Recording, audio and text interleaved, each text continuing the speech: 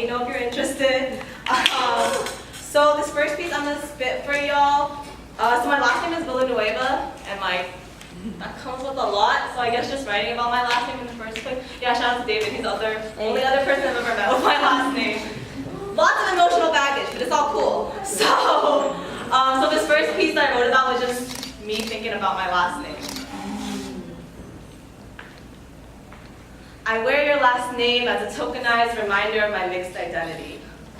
You never taught me anything, never gave me anything to hold, never told me that you loved me. Lost in translation, you never even bothered to find me. Mahal kita, phrase foreign until I learned it in college, probably because you never loved me anyway. And I can construct and string together all these words and make a coherent piece, but I'll still be left with the question, why don't I have a father? Why do I wonder where you went? Why do I wonder what all the what ifs? Why do I wonder and waste my tears wondering why you left me, your only child, the only child who carries your DNA, the only child who wears your last name, not with honor, but with hatred and disdain?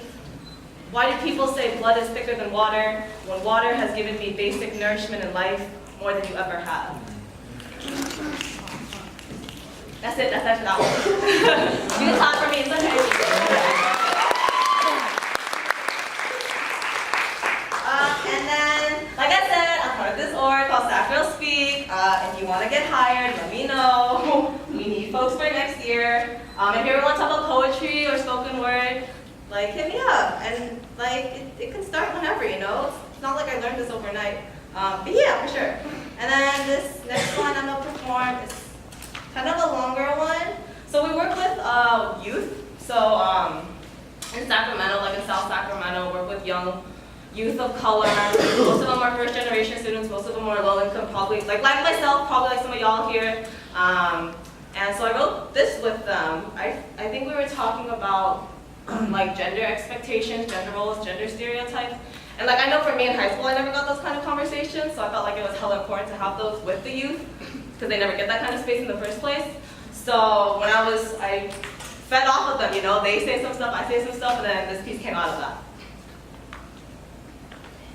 I think women of color are magical. Take a pinch of beauty, a cup of love, and a large heap of putting up with the bullshit of others and getting nothing in return. If they speak, they are silenced. If they are silent, they're thought to have no opinion, to be complacent. Put them in a pretty dress and put their makeup on perfectly, to put them in a glass case, display for every person to see, like a pristine doll, too pure to touch. We call a prude for putting out, we call a slut for putting it in. When did every man get to decide where to put women in society? Fuck. I wish you could not only hear, but understand the rage well up inside of this assigned female at birth body that makes words flow from my mouth, but no.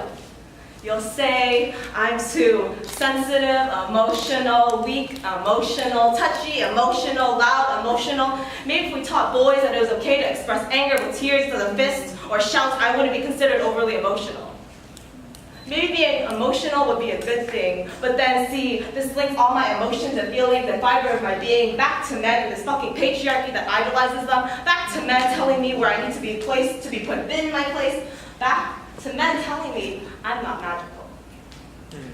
One day, I want you to see all these hats that I wear: daughter, friend, lover, emotional therapist, relationship counselor, mother to youth that never had a father, mental health prevention specialist, carrier of your emotions. But then you'd realize all these titles are for show, cause I'm not paid for any of this shit, but it's a hell of a lot of labor that you expect from me to be free.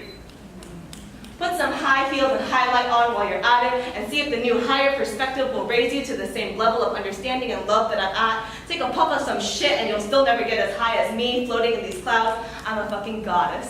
Thank you. Yeah.